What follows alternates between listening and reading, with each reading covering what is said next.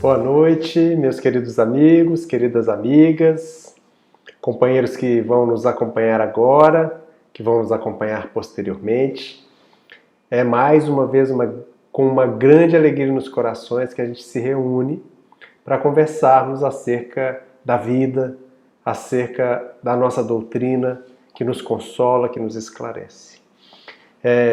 Elevamos os nossos pensamentos a Deus para que Ele nos abençoe, para que envolva todos que estiverem nos acompanhando, as suas famílias, e que possa nos auxiliar neste momento a compreender a mensagem que Ele, de uma certa maneira, nos reserva para nós na noite de hoje, no dia de hoje, na tarde de hoje, independente do momento que a gente estiver juntos aqui nessa conversa fraterna. O tema que nós vamos conversar, que vamos discutir um pouquinho, é os desafios do bem conviver. E esse é um assunto extremamente importante e muito atual, já que estamos vivendo um período de pandemia e, de uma certa maneira, isso nos levou a conviver mais com aqueles que nós elegemos, de uma certa maneira, para a nossa jornada aqui nesse planeta, nessa existência, ou seja, os nossos familiares. E quando a gente fala sobre isso, a gente levanta uma série de questões que nos deixam um pouco angustiados. Por exemplo, se a gente voltar um pouquinho no tempo, lá em março, quando de uma certa maneira aqui no Brasil nós iniciamos esse processo de enfrentamento da pandemia, onde as medidas de distanciamento social, uso de máscaras, aquela questão da lavagem, da limpeza das mãos, a higiene, uma série de questões foram colocadas, o comércio foi fechado, os hospitais, os consultórios. Nós começamos a viver de uma certa maneira, de uma maneira até muito forte, muito intensa no início, talvez pudesse ter sido um pouco diferente, a gente analisando hoje, né? Mas começamos a enfrentar essa situação.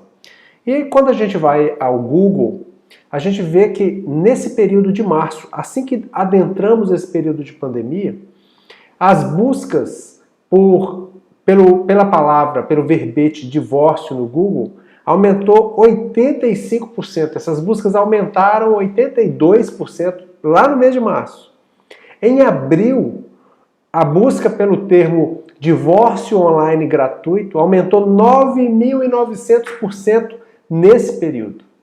Lá em Sorocaba, no estado de São Paulo, houve um aumento de 900% no número de divórcios no mês de março e abril desse ano, nesse período inicial da pandemia. Se a gente for buscar esses números, a gente certamente vai se deparar com números muito grandes, crescentes, não só dos divórcios, das desavenças, dos problemas da violência, e infelizmente essa é uma realidade.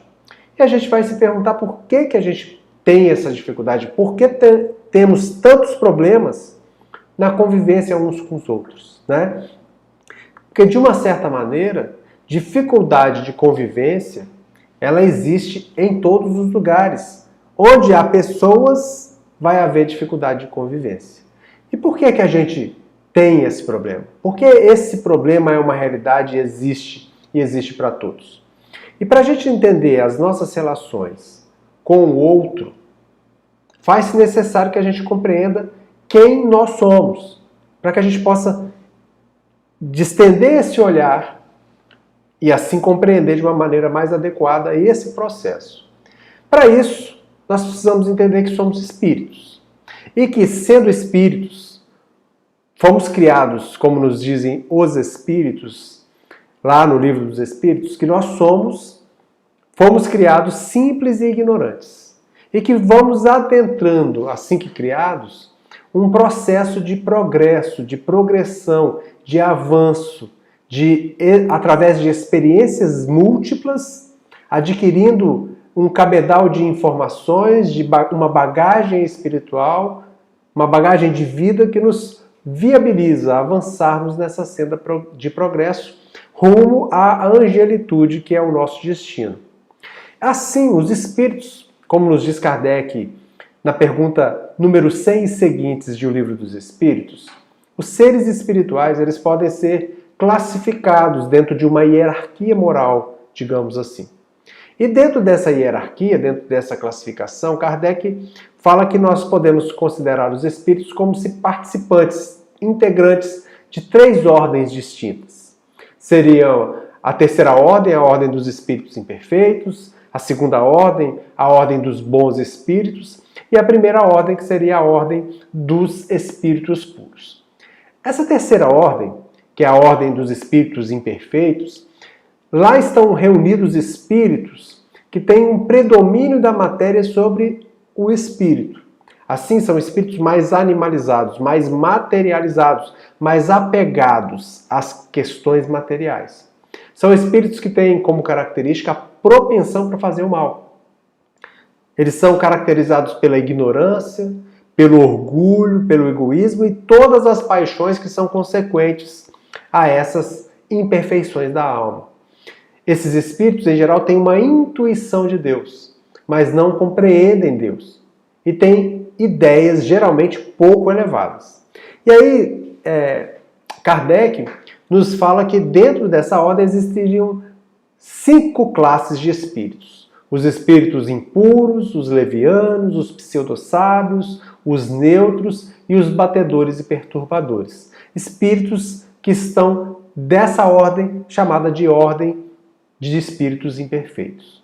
Seguindo na escala evolutiva, à medida que o espírito avança em conhecimento, em moralidade, ele adentra uma nova ordem, uma nova classe, né? Porque ele deixa de ser um espírito imperfeito e passa a ser um espírito chamado de bom espírito.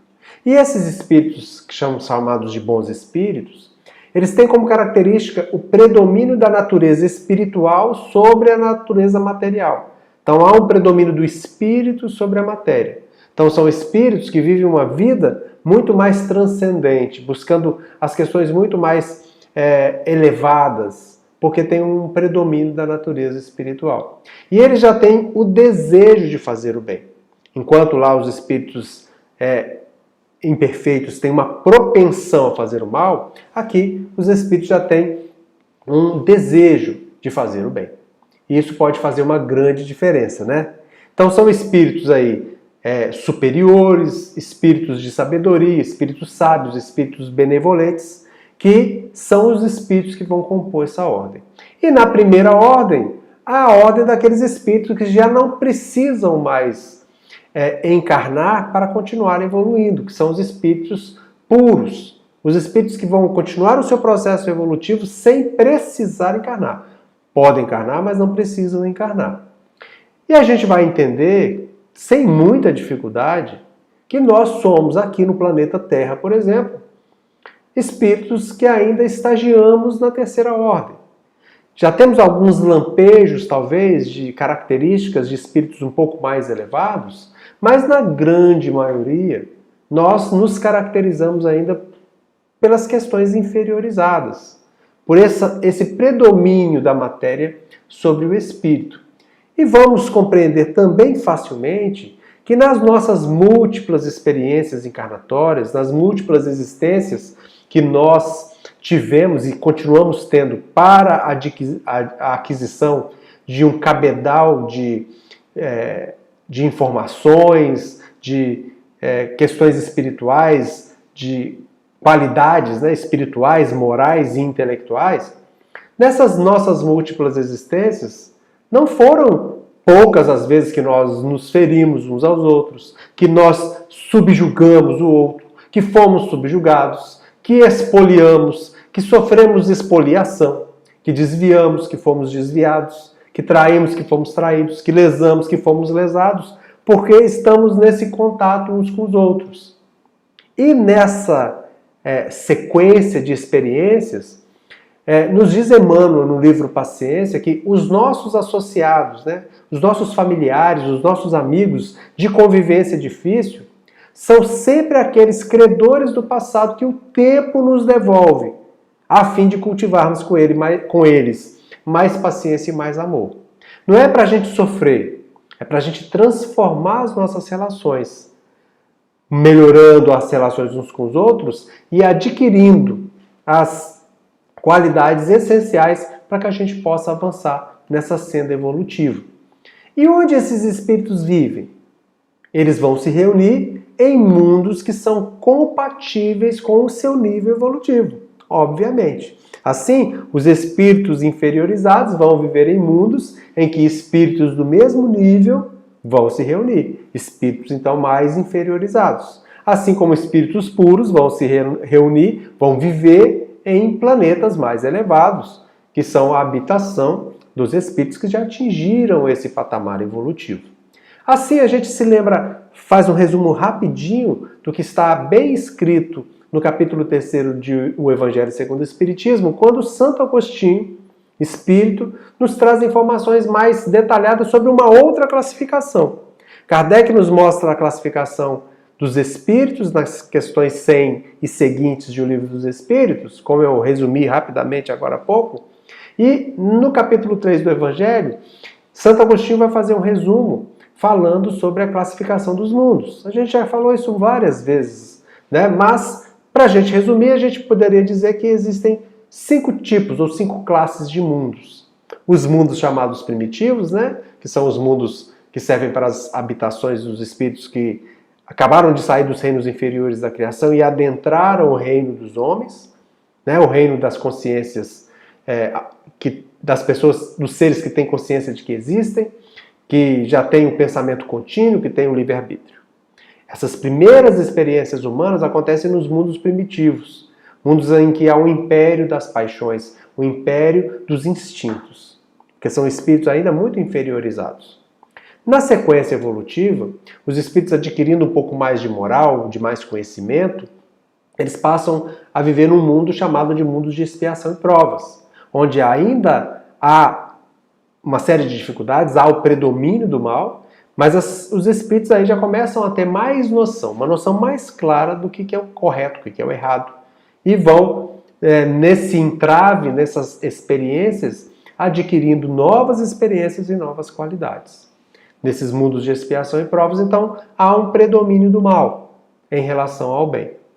Nos mundos de regeneração, que é o mundo, habitação que vem na sequência, digamos assim, evolutiva desse tipo de mundo, dessa classificação dos mundos, o mundo de regeneração já é um mundo onde há um equilíbrio entre o bem e o mal, com uma ligeira preponderância do bem. Isso parece pouco, mas já faz tanta diferença que nos diz Santo Agostinho que nesse tipo de mundo, os espíritos adquirem aí como se fosse um descanso, uma tranquilidade para se refazerem das lutas, para as lutas, inclusive, que ainda vêm pela frente. Então, já há uma ligeira preponderância do bem, mas ainda existe o mal. Assim como existe o mal nos mundos ditosos ou felizes, que são os mundos que vêm acima dos mundos de regeneração. Há aí o predomínio do bem, mas o mal, certamente com características diferentes do mal que a gente vê no mundo como um mundo de provas e expiação, como é o planeta Terra, mas ainda existe o mal. Mas ali os espíritos já estão muito mais avançados e há predomínio do bem. E esses espíritos gozam, de uma certa maneira, de uma felicidade relativa, seguindo as habitações dos espíritos puros, que são os mundos celestes ou divinos. Por que eu estou falando sobre isso? Sobre classificação de espíritos, sobre classificação de mundos. Para que a gente possa entender que nós, espíritos ainda imperfeitos, vivemos em mundos que são compatíveis com o nosso nível evolutivo. E nós sabemos que a Terra é um mundo de expiação e de provas, onde os espíritos que aí habitam, nós, somos espíritos ainda em débito com as leis divinas, que estamos ainda aprendendo, que ainda temos uma propensão para o mal e uma série de características que nós conseguimos perceber muito bem, não só nos outros, mas também em nós. Então, essa é a característica. E quando a gente volta ao Evangelho, no capítulo 17, Sede Perfeitos, no item 10, o Espírito Protetor nos fala assim: sois chamados a estar em contato com espíritos de naturezas diferentes, de caracteres opostos às nossas questões. Não choqueis a nenhum daqueles com quem estiverdes. Então estamos aqui no mundo ombreando, faceando uns com os outros, espíritos diversos, com características diferentes das nossas, com gostos, pendores, tendências muito diferentes, mas todos num mundo de expiação e provas, com as suas dificuldades, com os seus problemas, que precisam resolver, estão aqui para resolver essa questão. Né? E é necessário que a gente, nesse contato, não nos choquemos, não choquemos o outro, porque esse processo é importante para nós. Na questão 903 do Livro dos Espíritos, Kardec faz uma pergunta muito importante. Fala assim: incorre em culpa o homem por estudar os defeitos dos outros? E a gente analisando a nossa vida, a nossa postura, a gente consegue ver muito tranquilamente também que uma das coisas que a gente faz melhor é analisar o defeito do outro. É enxergar o problema que o outro traz, julgar, condenar e vivemos a vida sob esse aspecto. Mas o que os Espíritos nos respondem sobre essa questão? Falam assim: incorrerá em grande culpa se o fizer para os criticar e divulgar, porque será faltar com a caridade. E fora da caridade, nos diz a doutrina espírita, não há salvação. Se o fizer para tirar daí proveito, para evitar esses defeitos, tal estudo poderá ser-lhe de alguma utilidade. Então, isso nos demonstra que analisar o defeito do outro é uma situação que pode nos trazer muita culpa, muito problema, se a gente fizer simplesmente para divulgar, para criticar, e isso, infelizmente, é o que a gente faz mais, é o que faz melhor, inclusive. E quando tem algum proveito, pode ser que a gente tire, quando a gente estuda esses defeitos para evitá-los na nossa própria existência, na nossa própria vida. Então, a gente tem que tomar cuidado com isso. E eu costumo dizer que a doutrina espírita é a doutrina do espelho. A doutrina dos espíritos, ela nos indica que precisamos olhar para a gente. Precisamos analisar a nossa vida, para que a gente possa reconhecer em nós os defeitos, as dificuldades, as imperfeições, aquilo que nós precisamos transformar para a nossa felicidade, para a felicidade das relações que nós estamos envolvidos, para a felicidade dentro do nosso lar, para a felicidade dentro do trabalho, para a felicidade no trânsito, para a felicidade na fila do banco, para a felicidade em todos os lugares. E assim, analisando-nos, colocando o espelho na nossa frente, a gente possa ir se transformando e assim nos apoderando daquilo que é a nossa missão, que é transformarmos a nós mesmos, que é avançarmos, que é progredirmos. Por que a gente encarna? Para progredir. Não encarnamos para pagar débito. Faz parte do caminho isso apenas. Nosso projeto, nossa proposta é para que a gente avance, para que a gente cresça, para que a gente se torne melhor. Por isso a doutrina espírita é a doutrina do espelho. É para a gente olhar para a gente, não é olhar para o outro. Isso está em consonância com o que Jesus nos diz lá em Mateus, capítulo 7, versículo 3, quando ele fala: como é que vedes um argueiro no olho do vosso irmão, quando não vedes uma trave no vosso olho? Então a gente precisa aprender a olhar para a gente, porque nós temos muitos defeitos para serem corrigidos.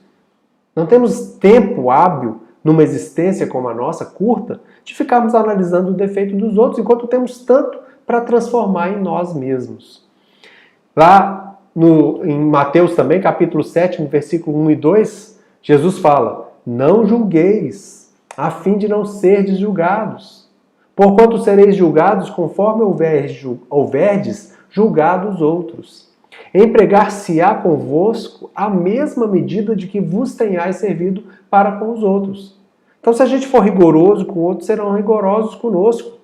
A lei será rigorosa conosco. Porque a vida é como uma parede, que a gente joga uma bola nela e ela volta para a gente. Então, toda vez que a gente é rigoroso, recebemos de volta rigor. Toda vez que somos condescendentes, que somos caridosos, que somos tolerantes e compreensivos, também recebemos as mesmas coisas de volta.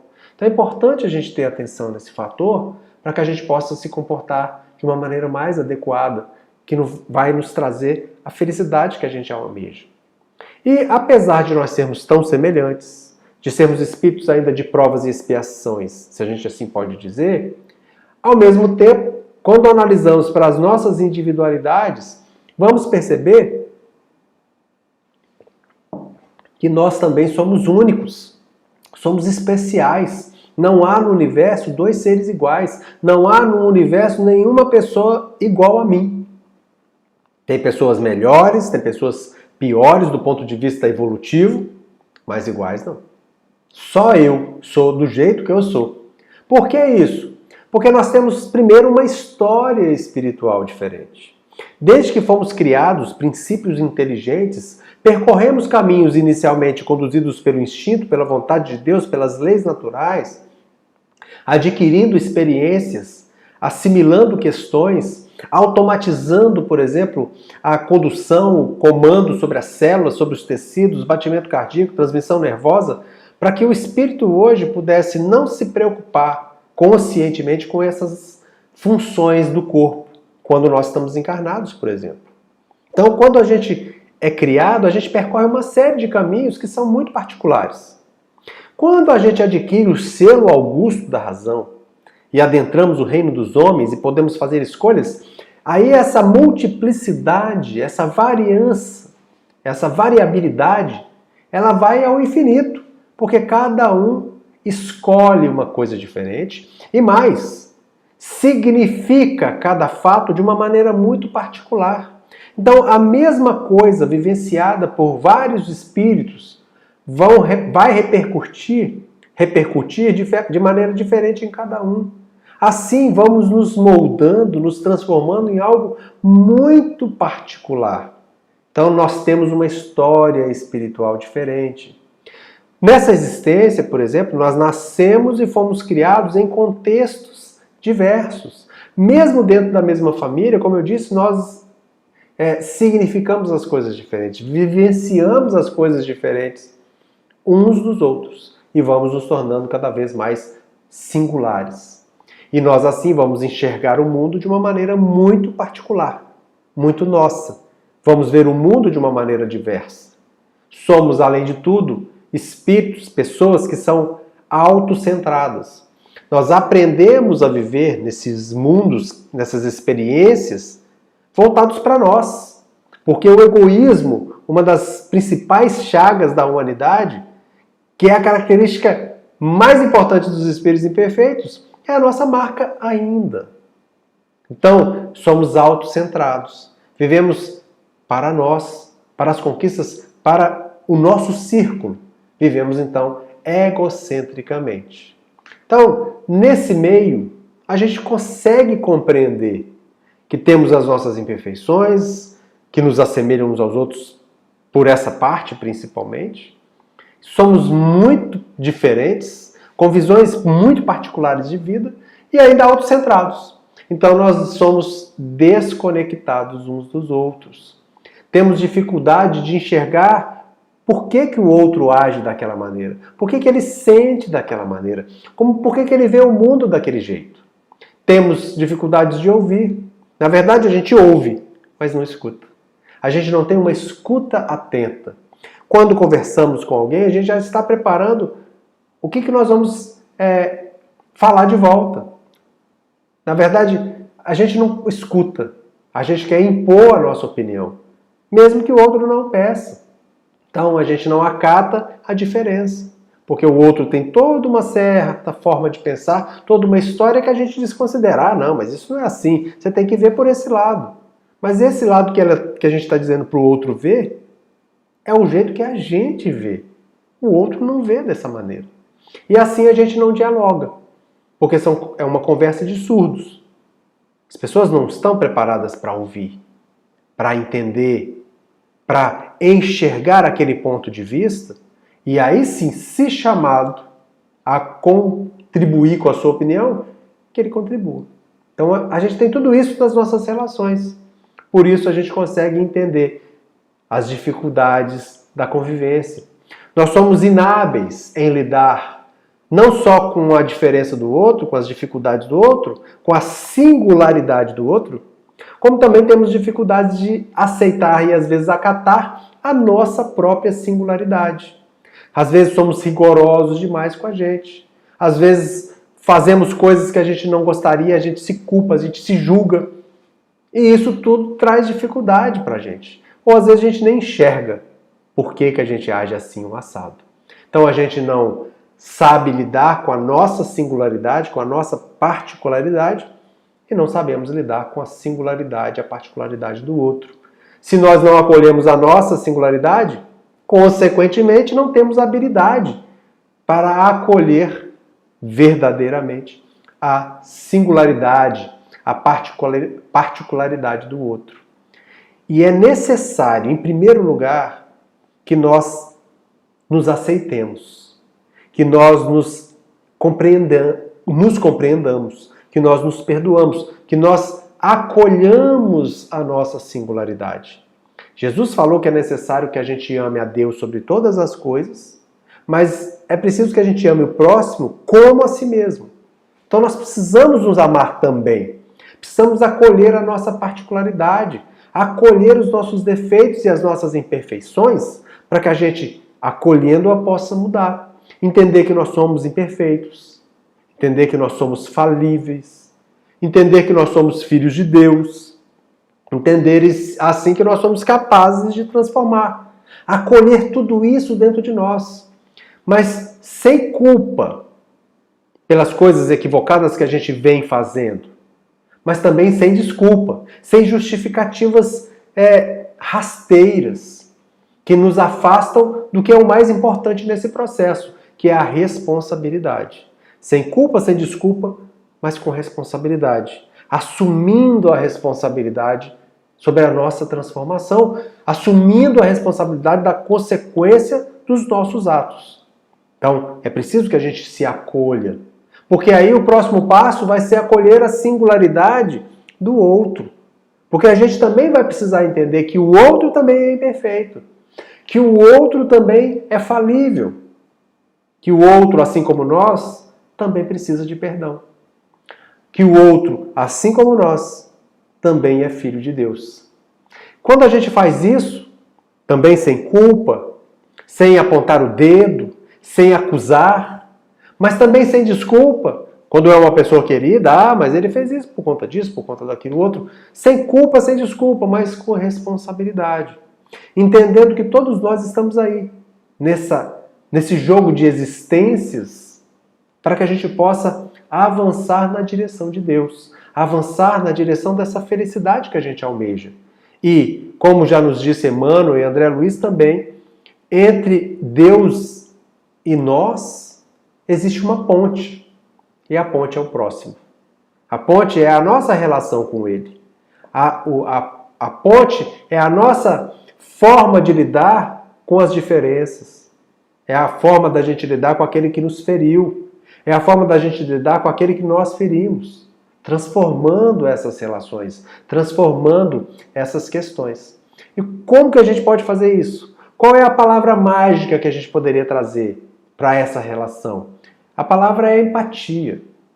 Empatia é essa capacidade que a gente tem de se colocar no lugar do outro, de compreender o outro, como se fôssemos nós a vivermos aquela situação, aquele fato, no lugar do outro. Então, isso é um processo, é uma aquisição. Um estudioso do assunto, um escritor muito famoso que fala e estuda muito esse assunto, chamado Roman Krishnarik, que é filósofo, escritor australiano, mas que vive lá na Grã-Bretanha, ele fala para nós de uma maneira muito interessante que ele fala que a empatia pode ser de dois tipos, pode ocorrer de duas maneiras. Primeiro, ela pode ser cognitiva, que é quando ela se baseia na adoção por nós da perspectiva do outro. Então a gente racionaliza e tenta compreender a perspectiva do outro. Então a gente vai buscar adotar para nós a visão do outro, para que a gente possa entender, para que a gente possa enxergar. Então a gente adotando a perspectiva do outro, a gente vai entender por que ele age dessa ou daquela maneira, por que ele fez isso ou aquilo. Então é uma empatia cognitiva. Existe a empatia que é chamada de afetiva, que é aquela que consiste numa resposta emocional compartilhada. Está em sentir o que o outro está sentindo. Esse é um processo mais sublime, que nós vamos adquirindo À medida que a gente trabalha na direção da compreensão do outro, colocando o outro como foco de nossas atenções. Quando a gente consegue enxergar o outro, quando a gente consegue se colocar no lugar do outro, mas quando a gente consegue sentir o que o outro sente, isso se chama compaixão. Quando a gente sente a dor do outro, quando a gente sente a dificuldade do outro, a gente vai buscar acolher, a gente vai buscar auxiliar, a gente vai buscar, de alguma forma, minimizar essa dor do outro, porque é como se a gente sentisse também. Então, essa empatia, em especial, essa empatia emocional, é o que a gente precisa buscar nas nossas relações, para que a gente possa entender o outro, possa compreendê-lo e assim transformar as nossas relações hoje tão conturbadas, trazendo um equilíbrio para essa convivência, para esse convívio. E esse convívio é necessário. Questão 766 do Livro dos Espíritos, Kardec pergunta: a vida social está na natureza? Será que a gente não pode sair por aí, cada um para o seu canto, vivemos como eremitas nos desertos? Não seria melhor? E aí, os Espíritos respondem que certamente a vida social está na natureza. Deus fez o homem para viver em sociedade, nos dizem os Espíritos. Então é necessário que a gente aprenda a viver em sociedade. Na pergunta já 878, também do Livro dos Espíritos, que fala a lei de justiça, de amor e de caridade, Kardec pergunta assim: da necessidade que o homem tem de viver em sociedade. Isso já estava lá na 766. Nascem obrigações especiais para que a gente possa viver em sociedade? E aí os Espíritos, de novo, certo, sim. E a primeira de todas as obrigações especiais que nascem para o homem quando ele está vivendo em sociedade é a obrigação de respeitar os direitos de seus semelhantes.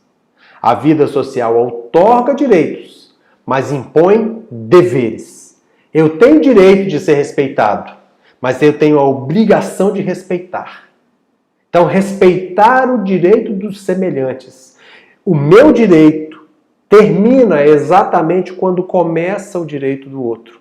Se a gente lançar um olhar para o nosso redor, nós vamos ver quantas vezes nós temos desrespeitado os direitos dos outros. E quanto problema isso traz dentro do lar, por exemplo. Quando avançamos a linha divisória e vamos impor as nossas vontades, por exemplo, ao outro, estamos avançando o direito que ele tem de ter opiniões próprias, de querer fazer de um jeito diferente do nosso, por exemplo. Então é necessário que a gente, de uma vez por todas, compreenda que precisamos respeitar o direito do outro. Eu gosto de música, mas isso não me dá o direito de colocar uma caixa de som alta e fazer com que o meu vizinho ouça a mesma música. Eu acho que não devo ficar esperando muito tempo na fila de um banco porque eu tenho muita coisa para fazer, mas isso não me dá o direito de furar a fila, se tem tanta gente esperando. Então, nós não podemos ter o direito de ultrapassar no lugar errado porque nós estamos com pressa, ou porque o outro está muito mole. É preciso aprendermos a respeitar-nos uns aos outros, respeitar o direito do outro. Essa é a regra principal, a primeira das obrigações especiais nesse desafio de bem conviver uns com os outros, né?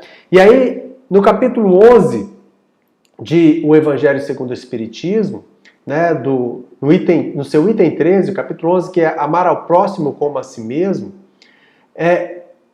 o Espírito Protetor nos fala assim: sem levar em conta as dificuldades, os problemas ordinários da vida, a diversidade dos gostos, a diversidade dos pendores e das necessidades uns dos outros, é também um meio de vos aperfeiçoar, exercitando-vos na caridade. Com efeito, olha o que eles dizem, para o desafio do bem conviver. Com efeito, só a poder de concessões e sacrifícios mútuos podeis conservar a harmonia entre elementos tão diversos. Então é necessário que nós façamos concessões ao outro, façamos sacrifícios de nós, de nossas vontades, de nossos desejos, para que haja harmonia para a convivência entre elementos tão diversos. Então isso é fundamental. E o Espírito nos fala que esse contato com as dificuldades, com a diversidade, é um meio da gente se aperfeiçoar exercitando-nos na caridade. E como é a caridade, como entendia Jesus? Questão 886 do Livro dos Espíritos. Qual o verdadeiro sentido da palavra caridade, como entendia Jesus? E a resposta todos nós, de alguma forma, já devemos ouvir, alguns já temos decorados. É o BIP. Temos que usar o BIP. Benevolência para com todos. Indulgência para com as imperfeições dos outros. E perdão das ofensas. Então precisamos praticar a benevolência, fazer o bem para o outro, desejar esse bem, sermos indulgentes com os defeitos das pessoas que nos circundam, que convivem conosco, e perdoar se, apesar de tudo, compreendendo, sendo indulgentes, mesmo o outro também querendo fazer o bem, às vezes ele nos machucar, nos ofender. É preciso que a gente perdoe. Se a gente trouxer para a equação das nossas convivências a benevolência, a indulgência e o perdão, certamente vamos ter resolvido essa equação complexa chamada convivência.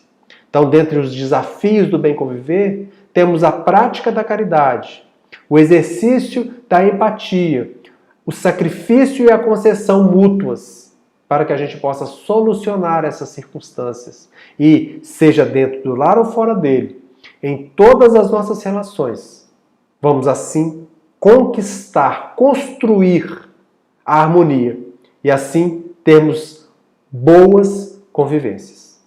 O desafio está conosco. Nós ainda estamos vivendo no mundo de provas e expiação, mas é ali, no mundo de regeneração, que já bate a nossa porta, em que teremos convivências mais harmoniosas uns com os outros. Precisamos nós fazermos a nossa parte, buscarmos com as nossas mentes, com o nosso racional, mas com os nossos corações, essas lições para as nossas vidas. E assim nós alcançarmos esse projeto divino que Jesus nos oferece, do seu Evangelho, para as nossas existências. Que Jesus, o nosso modelo, o nosso guia, possa nos auxiliar a implantarmos nas nossas vidas esse Evangelho luminoso, que nos descortina um mundo de paz. Um mundo onde conviver um com o outro, convivermos uns com os outros, certamente será harmonioso e equilibrado. Assim, senhores e senhoras, que possamos nos compenetrar da responsabilidade que cada um de nós temos. Coloquemos o espelho que a doutrina espírita nos oferece à nossa frente e nos transformemos, para que assim possamos também transformar o mundo à nossa volta, transformar as nossas relações para melhor. Que Jesus, nosso modelo e nosso guia, a espiritualidade amiga que sempre está conosco, possam nos auxiliar nesse processo.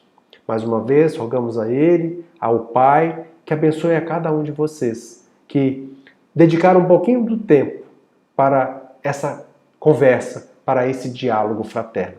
Que Jesus possa, então, invadir os corações de todos nós, deixando aí as marcas do seu profundo amor. Muita paz, que Ele esteja, então, em cada mente e em cada coração, hoje e sempre.